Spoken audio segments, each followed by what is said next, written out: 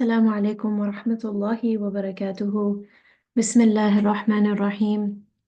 رب اشرح لي صدري ويسر لي أمري واحلل عقدة من لساني يفقه قولي. رب زدني علما اللهم فقهنا في الدين آمين يا رب العالمين. Inshallah, I hope that all of you are doing well. Today for our series, we're going to be covering a topic that is not talked about very much compared to the amount of times that it is mentioned in the Quran. So this is something that when you notice how many times it is mentioned in the Quran, you begin to realize how important this topic is and how often it is mentioned. And we're going to look at the ayahs today and a lot of the hadiths as well. But you will see that anytime there is mention of the people that are close to Allah, or the people who are the true believers, or the true Muslims, or the people who will have true success in the hereafter, you will always see that this quality is mentioned with these people. And this is the quality of enjoining good, or encouraging people or encouraging others to do good. So you will see that this is a trait that is mentioned so much in the Quran that nearly every time a group of people is mentioned, and it is mentioned that they are close to Allah, that they are true believers, that they will be successful, that they will be the people of Jannah. Almost all of the time, you will notice that this quality is mentioned amongst the other traits of these people. So we start by looking at an ayah from Surah Al Imran. وَلْتَكُن مِّنكُمْ أُمَّةٌ يَدْعُونَ إِلَى الْخَيْرِ وَيَأْمُرُونَ بِالْمَعْرُوفِ وَيَنْهَوْنَ عَنِ الْمُنكَرِ. Let there be a group among you who call others to goodness, encourage what is good, and forbid what is evil. وَأُولَٰئِكَ هُمُ الْمُفْلِحُونَ. And it is they who will be successful. So here we see that the qualities of these people are mentioned, the people who have true success. These are the people who will have success. And the qualities of these people is that they are a group who calls other people to goodness. يَدْعُونَ إِلَى الْخَيْرِ. They call to goodness. So they themselves do goodness, of course, but then they call people to goodness as well. وَيَأْمُرُونَ بِالْمَعْرُوفِ. And they encourage what is good. They command what is good, what is recognized good. So if they see an injustice in the community, they step out against this and they say that this is wrong. And if they see that there are people amongst them that are not doing a certain thing, they will encourage the people to do good. So they themselves are already doing good. But now they are encouraging people and calling people to good. They are giving da'wah to the religion of Allah. وَيَنْهَوْنَ عَنِ الْمُنْكَرِ. And they forbid what is evil. So they encourage people to do what is good and stop them from doing what is evil. They advise people. And this is one of the qualities that is mentioned of these people who are successful. So from this ayah, we see that people who are successful in the hereafter must have these qualities. We notice that for a lot of people, mashallah, their own ibadah is very, very strong. You will notice that they pray 5 times a day with full khushu'. And they have so much concentration. They may have done hifz, they may have studied the Quran, and they may have done all kinds of things that make them a good Muslim in our eyes. But when you look at their actions, you see that they don't call other people to good. They themselves have fixed their entire dunya and their akhirah. They have made this for themselves, but they do not have any concern about other people. So they see that their own family members are not following Allah. They are doing things that are not correct, and they don't care. And they see that there's other people in their community that are doing bad things. In the masajid, things are happening, and they know these people, and still they refuse to call people to good. They don't give da'wah to people, their own neighbors, their friends, their co-workers. They don't give da'wah. They don't express that I am a Muslim and this is my religion. So we'll see that for this person, if he wants true success, it is important that he is calling others to goodness, that he encourages what is good, he enjoins what is good, and that he forbids what is evil. And then later on, a couple of ayahs down in that same surah, we see كُنْتُمْ خَيْرَ أُمَّةٍ أُخْرِجَتْ لِلنَّاسِ. You are the best community that ever came from the people, that was ever raised from humanity. تَأْمُرُونَ بِالْمَعْرُوفِ وَتَنْهَوْنَ عَنِ الْمُنْكَرِ وَتُؤْمِنُونَ بِاللَّهِ. Why are you the best community? Why has Allah said that we, the community of the Prophet Muhammad ﷺ, the ummah of the Prophet Muhammad ﷺ, why has He mentioned that this is the best people that have come from all of mankind, from from an-nas, from all people, from all of humanity. Why is this the best community? And Allah mentions that you are the best community. Why? تَأْمُرُونَ بِالْمَعْرُوفِ, because you encourage good. وَتَنْهَوْنَ عَنِ الْمُنْكَرِ, and you forbid evil. وَتُؤْمِنُونَ بِاللَّهِ, and you believe in Allah. So you believe in Allah, of course, and you follow what Allah has commanded. You follow the rulings of Allah and the Prophet Muhammad ﷺ. You do all of this. And on top of that, you encourage others to do good as well. Whether they are Muslim or not, you encourage goodness in everyone. وَتَنْهَوْنَ عَنِ الْمُنْكَرِ, and you forbid evil. Whether the people are Muslim or not, when you see an injustice happening, when you see that there is something wrong in the community, this person is being cheated, this person is being lied to, this person is being abused, you speak out against that because you know that it is evil. And when you see good, you encourage it. And you encourage people to do more good in the community. So Allah mentions here in this ayah that these people are the best of the community because of these three traits. Number one, they command what is good, they forbid what is evil, and then lastly, they believe in Allah. So if we are one of these people who want to be from the ummah of the Prophet Muhammad SAW, who want to be the best ummah that has ever come from the people, then we must have these three qualities. And it's important that we do self-reflection and see how many of these things do I actually do. Now, it may be that you have tu'minuna billah, you believe in Allah, you may have this, you have full yaqeen that Allah is your Rabb, but are you doing the other two things? تَأْمُرُونَ بِالْمَعْرُوفِ and تَنْهَوْنَ عَنِ الْمُنْكَرِ. Are you encouraging good and are you forbidding evil?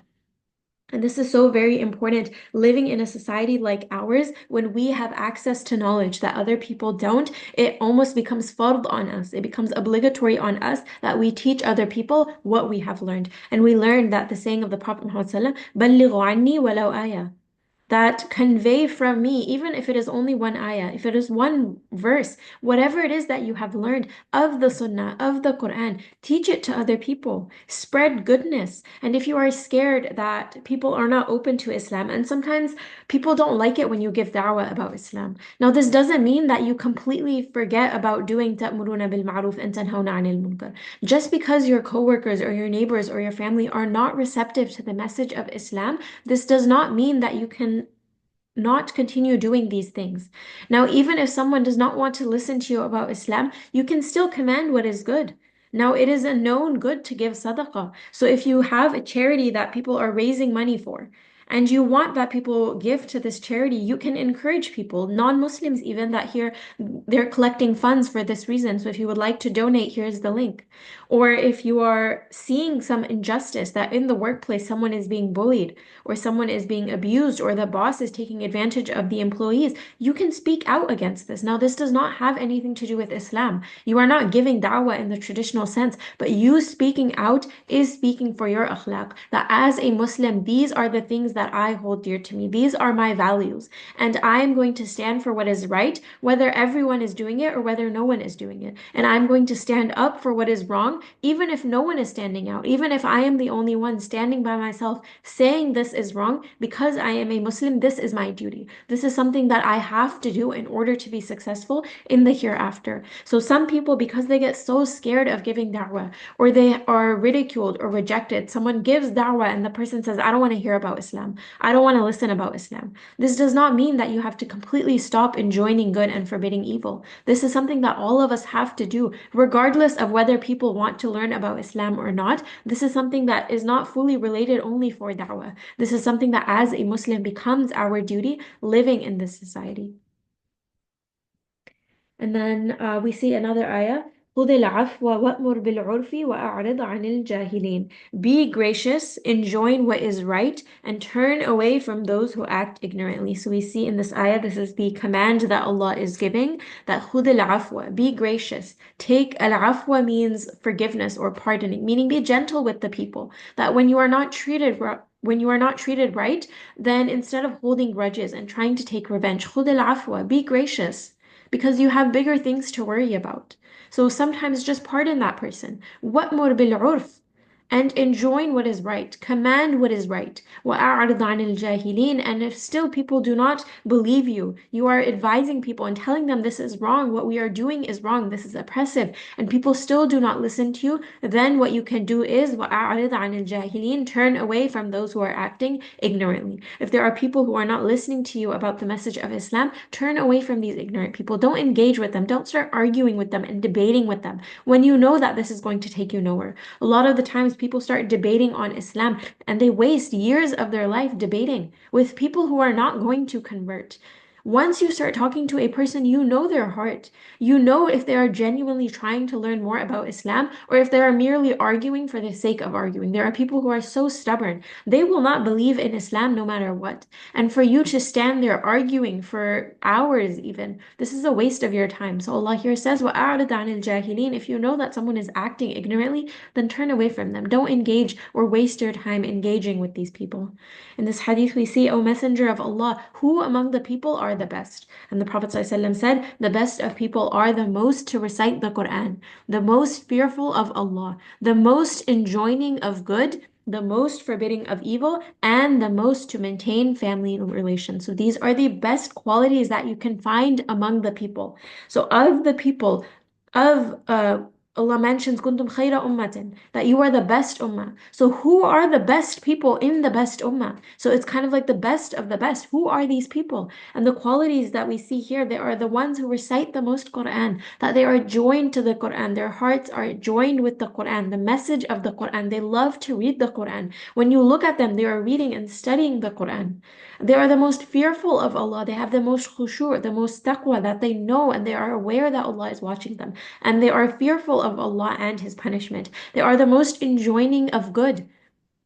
Meaning that these are the people that no matter who it is that they are around, if they see something wrong, they will speak for it. The most forbidding of evil. They will speak of this evil and say that this is wrong. And if they are seeing that people are not doing something good, they will encourage people to do good. They will say that, I'm going for qiyam. Did you want to come? I'm going to go pray. Like let's all pray together. I'm going to be giving in charity, so we should be doing this as well, that I'm not going to be going out tonight. I'm going to stay in and then do the good deeds instead of going out and then, spending time at the clubs or wherever else people are going. So you have this maintenance of your own dignity, that this is what is good and I will stand for this. And they also forbid the evil as well. And the most to maintain family relations, meaning the person that maintains the family relations the most.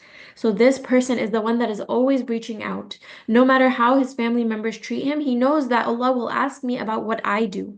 And I will not do dhulm to my family. Whether they treat me well or not, I will do my part. I will still continue saying salam. I will say Eid Mubarak, Ramadan Mubarak. I will say all of these things. I will check up on people when they are sick. Whether they respond to me or not, that's not up to me.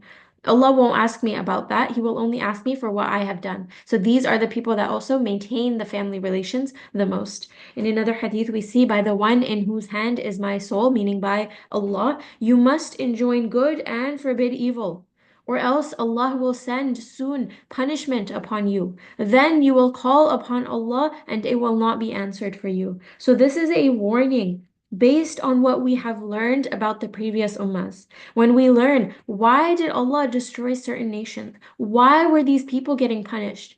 And almost every time you will see that it mentions that they did not enjoin good and they encouraged the evil.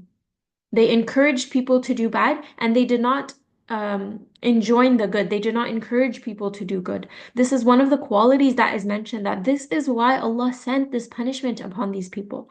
So the Prophet ﷺ is advising us that if you do not want to be amongst these people, you do not want to have this punishment, you have to enjoin good and forbid evil.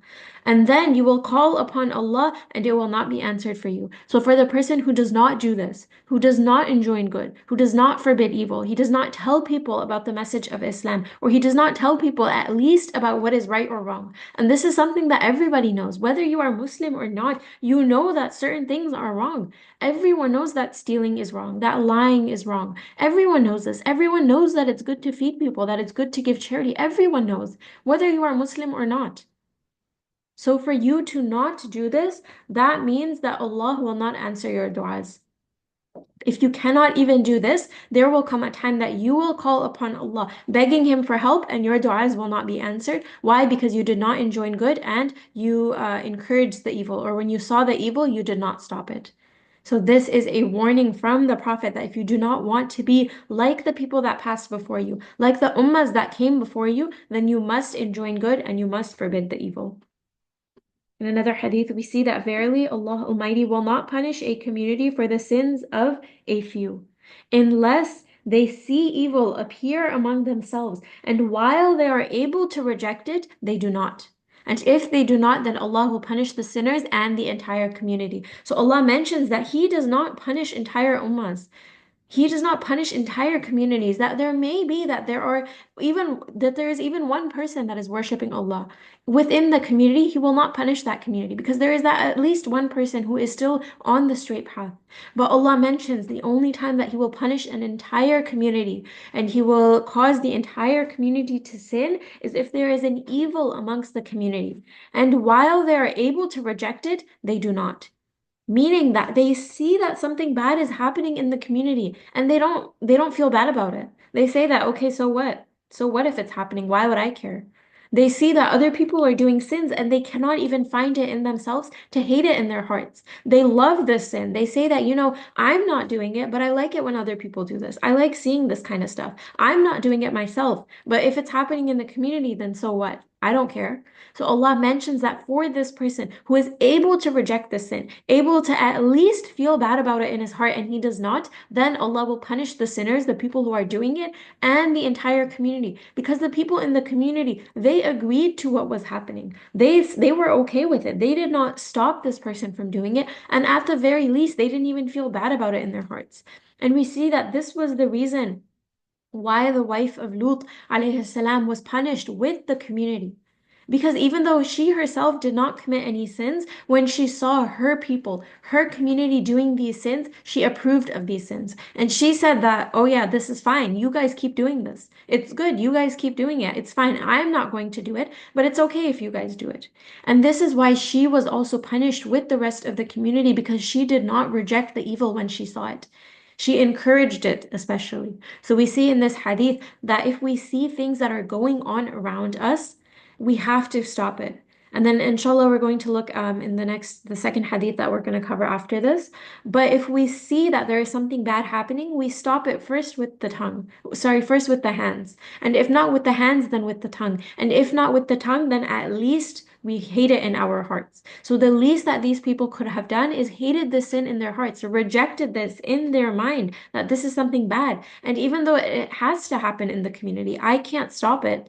I have to watch this. I can't say anything. I can't stop this sin because it is so widespread. And even if this is happening, then at least hate it in your heart that I hate that this is happening and I know that this is wrong. And I wish I could stop it, but I can't. And then you will not be considered amongst these people because at least you are rejecting it within your heart. A man said to Abdullah bin Mas'ud that the one who does not enjoin good or forbid evil has been ruined. So a man came to Abdullah bin Mas'ud and he said this, that the one who does not enjoin good or forbid evil has been ruined, meaning that he is gone. And Abdullah said, rather the one who does not recognize good in his heart or reject evil in his heart has been ruined. So it is not only about stopping the bad or enjoining the good because sometimes it is not within our power to do so. Nowadays, we see so many sins have been normalized: drinking, zina, going to bad places, seeing bad things. All of this has been so normalized that if you spoke out, it would not do anything. If I said, I want to ban alcohol in this community, that's not going to happen. We know it's not going to happen. In our community, it is impossible for us to make a change like this. So for this man to say that if you do not stop all evil and if you're not enjoying good, then you're ruined. And Abdullah corrects him and says that no, in certain cases, it is not possible. If you are living in a place that this is widespread, this is the culture of where you are, then it is not within your hands to make these kinds of changes. So he says, rather the one who does not recognize good in his heart or reject evil in his heart has been ruined. So at the very least, if you are not able to speak out, then you should at least hate it within your heart, that you know that this is something good that we should be doing. We should be giving zakah. We should be giving sadaqah. We should be doing all of this. We should be worshiping Allah. That these are the good deeds we have to be doing. And you recognize the good in your heart. And you reject the evil in your heart as well. That when you see whatever is happening around you, you see that people are drinking, you see on commercials and on TV that there's bad stuff happening within the movies, there is so much bad happening, and you see this, you should reject it in your heart. Because, of course, you can't change this, and you should not be forcing people to follow Islam when they're not Muslim. If they are not Muslim and they are doing a sin, you can't force them to become Muslim and then leave that sin. This is something that's not within our hands. We can gently advise them and give them da'wah, but we can't force or compel anyone within Islam. So here, at the very least, reject the evil in your heart. Even if you are not able to say something about it, at least reject this evil. And we see this very famous hadith, whoever among you sees evil, let him change it with his hand. Meaning that you go and you do some action that will change this. You sign some legislation, or you go and you present something, or you step physically behind people. If they're fighting, then you step between them and you stop them from doing whatever it is. If you see that one person is being abused, you go and you step in between them and you stop the situation. So this is the first level, that you change it with your hand. And if you are not able to change it with your hand, then at least with the tongue. So sometimes you are not able to stop it with your hand. Sometimes the things that are happening overseas. They are not within our power. Now we cannot sign the legislation. We cannot do this. So the second thing that we could do is speak out with the tongue. That this, whatever is happening, is wrong. This should not be happening. This is an oppression. And you encourage the people who can do something about it to go and do something about it. We can protest. We can speak out against what is wrong. And if you see that someone is doing something wrong, then you advise them and tell them that, I don't think this is okay.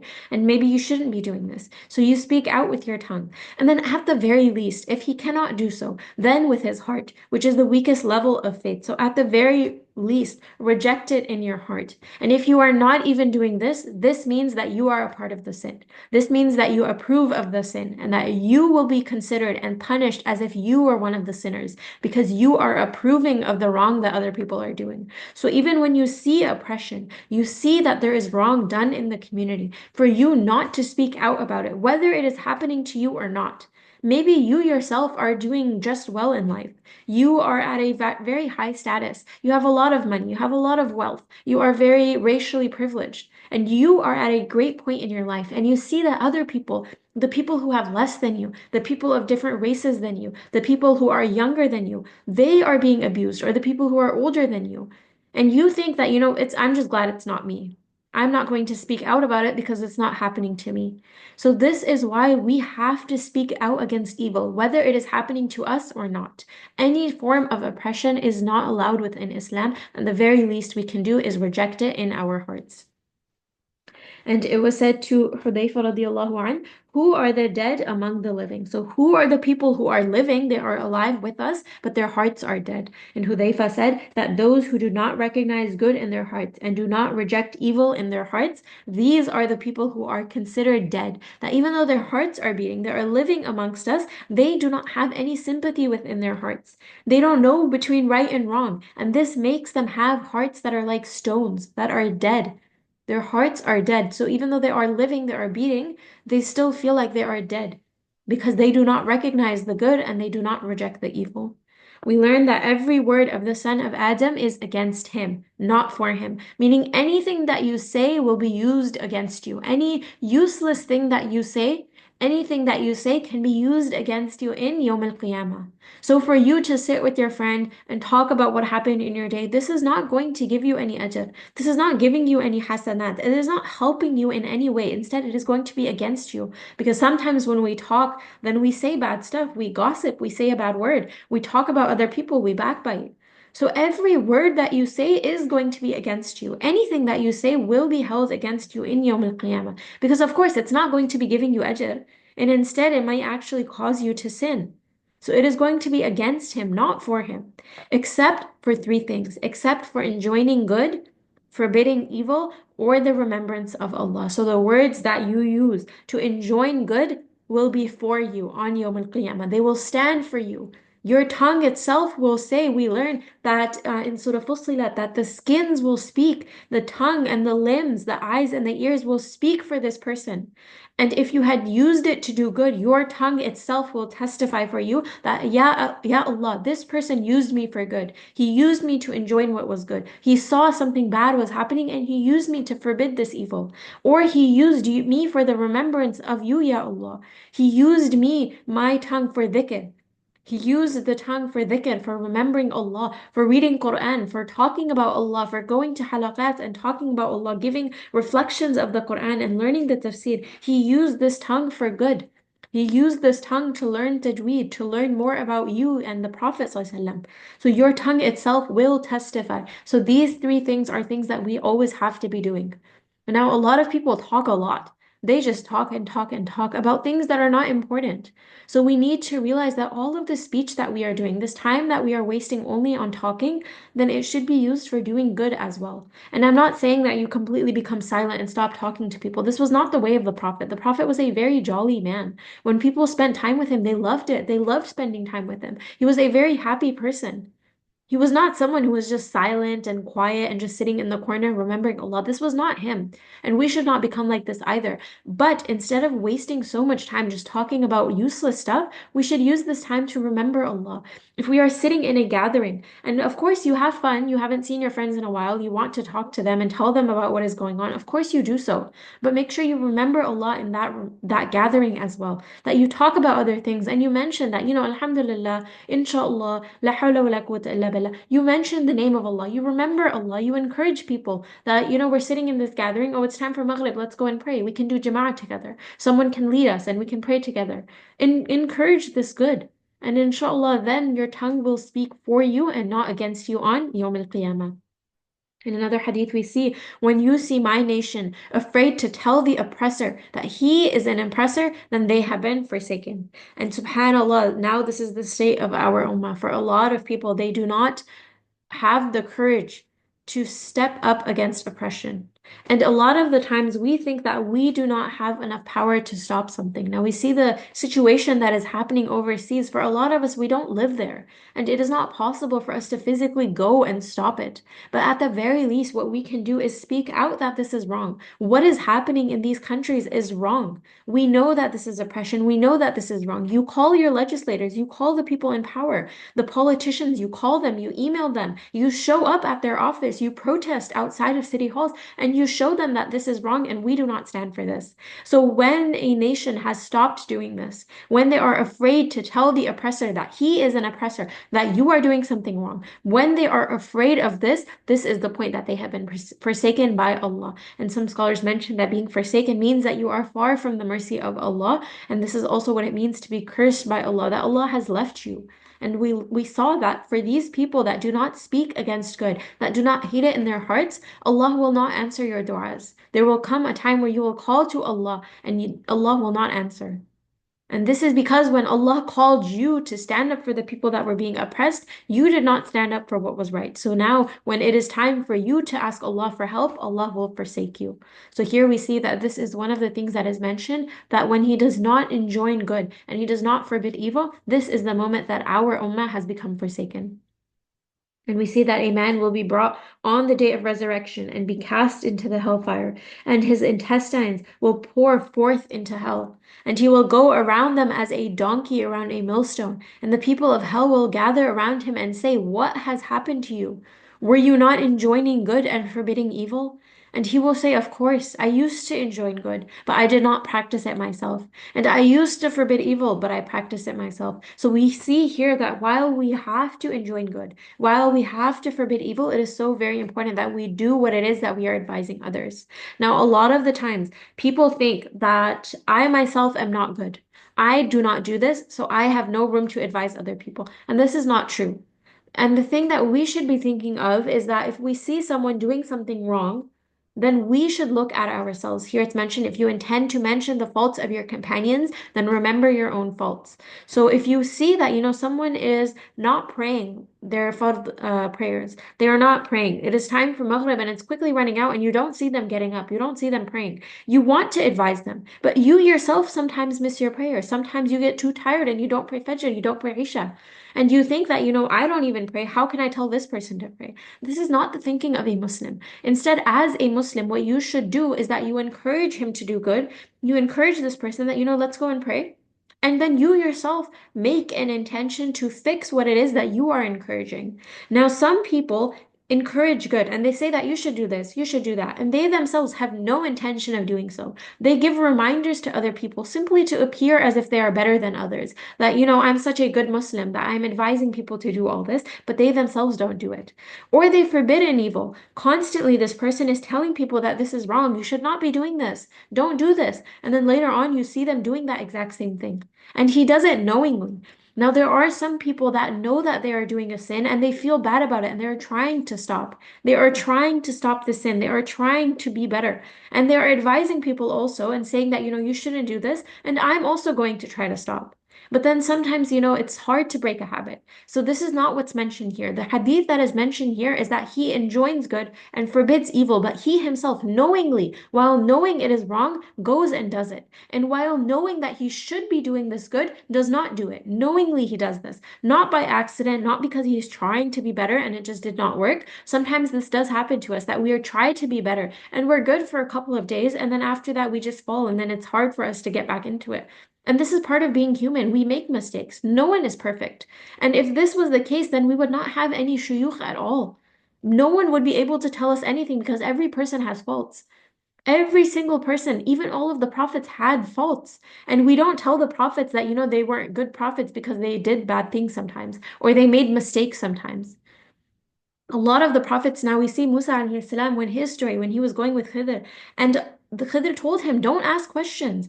Don't question me because whatever I am doing because Allah told me to do so. Don't question me. And we see what did Musa do? He asked questions. He made a mistake. Yunus alayhi salam, he left his people even though Allah told him, don't leave your people. And he still did so. That was a mistake. Adam alayhi salam ate from the fruit. That was a mistake. So people make mistakes. Even the prophets, they are not angels. They make mistakes. But this does not mean that now they are not allowed to call people to good. They themselves made mistakes, but then they repented. This was the difference between the prophets and these people. That when they made the mistakes, they said, رَبَّنَا ظَلَمْنَا أَنفُسَنَا, that Ya Allah, I have wronged myself or we have wronged ourselves. And if you do not forgive us, وَإِن لَمْ تَغْفِرْ لَنَا وَتَرْحَمْنَا لَنَكُونَنَّ مِنَ الْخَاسِرِينَ, that we will become amongst the losers. They realized that they made a mistake. All of these prophets, when they made a mistake, they realized and they repented and they tried their best to fix whatever it was that they did. So this was the difference between those people and the people that are mentioned in this hadith. That these people, they call to good and they know they're not going to do it. They forbid evil and they know that they themselves do that evil and they will continue to do it. They do not make this intention to stop. So this is also something we should be cautious of, that of course you do good. You call people to good, but look at yourself first. This is a problem that we have a lot in our community, that we see that there are women and they're making videos or they are going out and so many people are going after her that your hair is not covered, you're not wearing hijab properly, you're not doing this, you're not doing that. And they themselves do not even pray or they themselves are looking at bad things.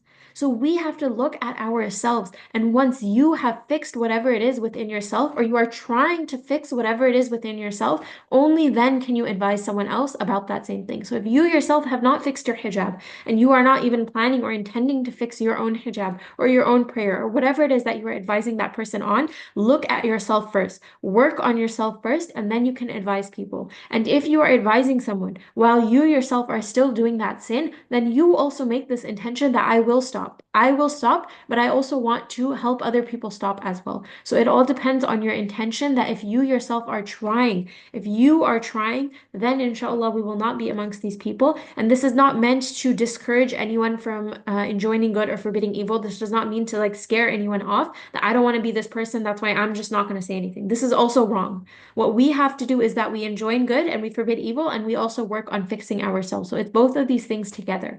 You have to fix yourself. You believe in Allah, and then you also go and then enjoin good as well. So again, this is an encouragement that we should continue doing good. We should continue calling people to good and forbidding what is evil while also working on ourselves. So don't focus only on what other people are doing and forget about yourself. You should focus on yourself and then also invite the people around you as well to do good. May Allah make us amongst these people who will be successful in the hereafter, that will be considered of the best of mankind, the best ummah of the Prophet Muhammad ﷺ, and that He make us one of these people who call people to good, who have this courage to do so, and that we have the courage to speak out against oppression, and that we ourselves never become the victims of oppression as well. Inshallah, we will end here. Jazakallah khairan kathiran. Subhanakallahumma wa bihamdik. نشهد أن لا إله إلا أنت نستغفرك ونتوب إليك. السلام عليكم ورحمة الله وبركاته.